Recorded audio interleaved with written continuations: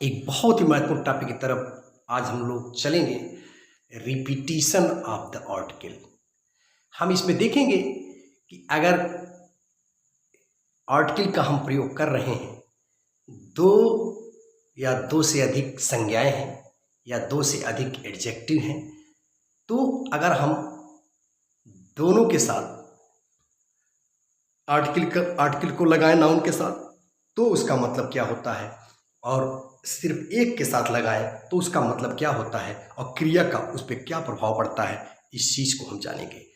जैसे मैं कहूँ the first and the second chapter सही है या the first and the second chapter सही है, इन सारी चीज़ों को हम समझने की कोशिश करेंगे और देखेंगे आर्टिकल और एंड का क्या आपस में कॉम्बिनेशन है और किस तरह से अलग अलग जब हम प्रयोग करते हैं, आर्टिकल का प्रयोग करते हैं नाउन के साथ तो क्या होता है, और सिर्फ एक के पहले करते हैं तो क्या होता है, ऑर्डिनल नंबर के साथ क्या होता है। इन सारे पहलुओं को समाप्त करने की कोशिश करेंगे। तो आइए देखते हैं, बहुत ही महत्वपूर्ण टॉपिक की तरफ चलते हैं हम। रिपीटिशन ऑफ द आर्टिकल, यानी आर्टिकल को कैसे दोहराया जाता है। देखिए, अगर वाक्य में दो अलग अलग चीजें हैं तो आर्टिकल दोनों के साथ लगता है। जैसे एक पेन मेरे पास लाल है और एक पेन मेरे पास येलो है, पीले रंग की है।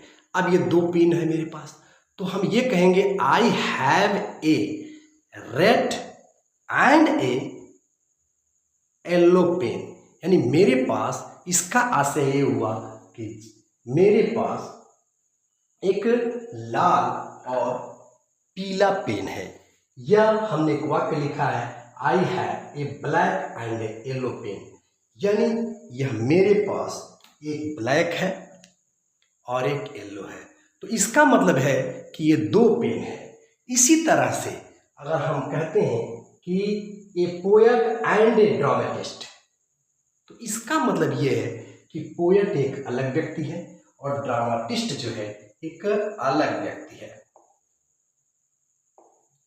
तो ये पोएट हमारा अलग है और ड्रामेटिस्ट अलग है, ए का मतलब दोनों अलग अलग है। ठीक इसी तरह से अगर हम कहें ए ब्लैक एंड रेड पेन, तो इसका आशय ये है कि पेन एक ही है, उसमें ब्लैक रंग भी है और रेड रंग भी है। जैसे इस पेन को देखें, इसमें क्या है, ये रेड भी है और ब्लैक भी है। पेन एक ही है लेकिन इसका कलर लाल भी है और काला भी है। तो इसमें हम क्या करेंगे, सिर्फ एक के साथ आर्टिकल लगाएंगे। अगर एक के साथ सिर्फ आर्टिकल लगा है, इसका मतलब कि यह पेन एक ही है लेकिन इसके अंदर दो प्रॉपर्टीज रखी गई हैं। यहाँ हम क्या देख रहे हैं, हमने ए एक के साथ लगाया है, यहाँ नहीं लगाया, तो इसका मतलब ये है कि यह एक ही पेन की विशेषता बता रहा है। ठीक इसी तरह से ए poet and dramatist, A poet and dramatist, इसका मतलब ये है कि यह बंदा जो है ये ब्लैक एंड रेड पेन, यानी यहाँ पे क्या है, एक ही है, एक ही है, उसके अंदर दो गुण है। इसी तरह से पोएट एंड ड्रामेटिस्ट, यह मतलब एक ही है, वही व्यक्ति कवि भी है और ड्रामेटिस्ट भी है, यानी कवि भी है और नाटककार भी है। तो यहाँ हमने ए का प्रयोग किया है। आइए एक वाक्य समझने की कोशिश करते हैं कि इसमें कैसे क्रिया का और पर्सन का रोल प्ले होता है। आइए एक वाक्य को देखते हैं। जैसे ए पोएट एंड ड्रामेटिस्ट, अब हम क्या देख रहे हैं, ए हमने लगाया है, पोएट के साथ लगाया है, ए पोएट एंड ड्रामेटिस्ट, इसका मतलब ये है कि इसके साथ आर्टिकल नहीं लगा है, यानी एक ही व्यक्ति है, वो पोएट भी है और ड्रामेटिस्ट भी है। इसलिए यहाँ पे कौन सी क्रिया लगेगी, यहाँ पे हम इज लिखेंगे, इज कमिंग हो जाएगा। लेकिन अगर यहीं पे हम दोनों के साथ लगा दें तो क्या होगा, ए पोएट एंड ए ड्रामेटिस्ट। अब यहाँ हम इज कमिंग नहीं लिखेंगे, यहाँ हम लिखेंगे आर कमिंग। इसका मतलब ये है कि ए इस नाउन के पहले भी लगा है, हम देख रहे हैं, और इस नाउन के पहले भी आर्टिकल का यूज हुआ है, तो इसलिए यह दो व्यक्ति हुए।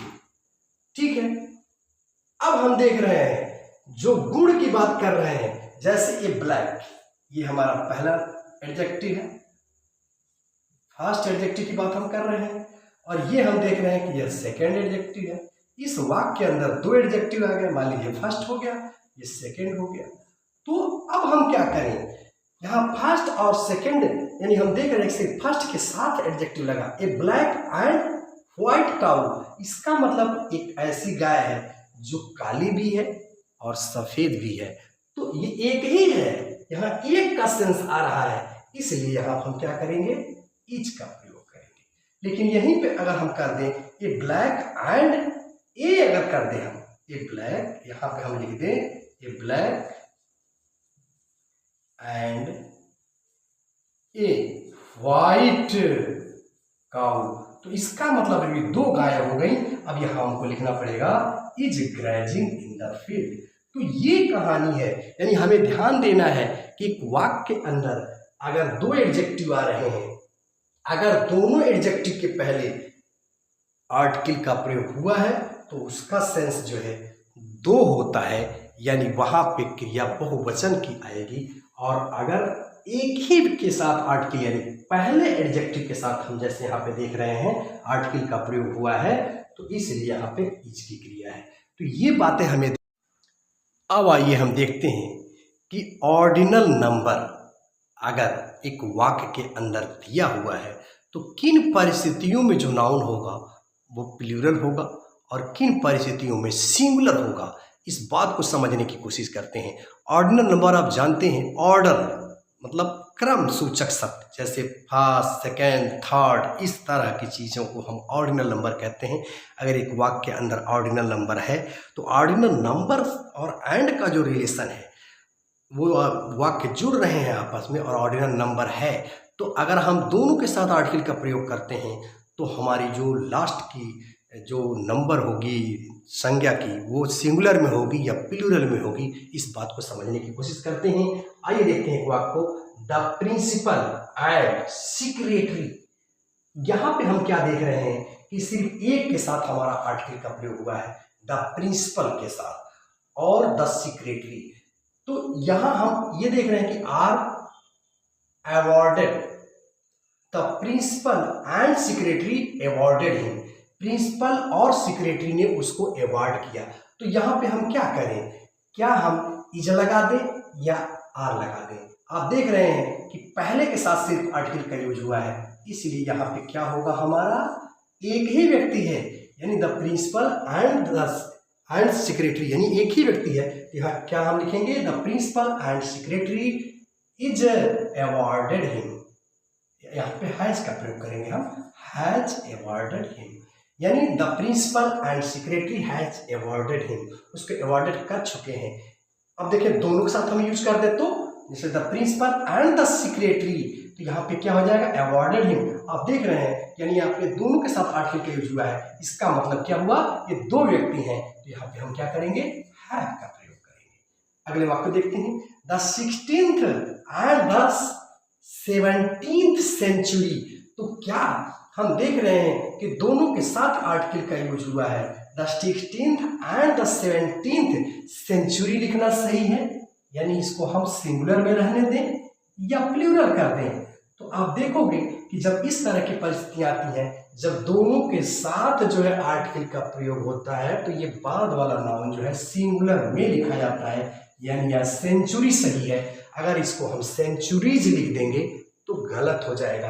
यानी आप देख रहे हो कि एक तरह से इन दोनों का में एक अलग रिश्ता आ रहा है, यानी यहाँ पे हम देख रहे हैं कि दोनों के साथ आर्टिकल लगा है तो बहुवचन की बात की जा रही है, और यहाँ हम देख रहे हैं कि दोनों के साथ आर्टिकल लगा हुआ है तो यहाँ सिंगुलर नंबर की बात की जा रही है। तो ये विरोधाभासी बातें हैं, इसको ध्यान में रखना है। यानी हम सेंचुरीज कब लिखेंगे, द 16th एंड 17th, यहाँ हम द नहीं लगाएंगे, तब इसको हम सेंचुरीज लिखेंगे, यानी पहले आर्टिकल के साथ, अगर पहले नाउन के साथ अगर आर्टिकल का यूज हो रहा है तो आप देख रहे हैं यानी फर्स्ट सेकेंड ये जो कार्डिनल नंबर है इसके पहले के साथ यूज हो रहा है, तो यहाँ पे हम प्लूरल का प्रयोग करते हैं, यानी प्लूरल सही है। अगर हम यहाँ सेंचुरी यानी सिंगुलर लिख देंगे, यानी अगर लिख देंगे the 16th and 17th century लिख देंगे तो वाक्य हमारा गलत हो जाएगा। तो इस तरह से हमने देखा क्या कि अगर वाक्य के अंदर सिंपल सी बात है, एक ही व्यक्ति दो पदों को बियर किए हुए है तो वहाँ पे हम सिंगुलर का प्रयोग करते हैं, यानी आर्टिकल अगर एक ही के साथ लगा है तो इसका मतलब वो सिंगुलर व्यक्ति है, यानी एक ही व्यक्ति है या एक ही वस्तु है। और अगर दोनों के साथ आर्टिकल लगा हुआ है तो हमने देखा क्या कि वो अलग अलग व्यक्ति हैं। ठीक इसी तरह से हमने ऑर्डिनल नंबर के बारे में देखा। अगर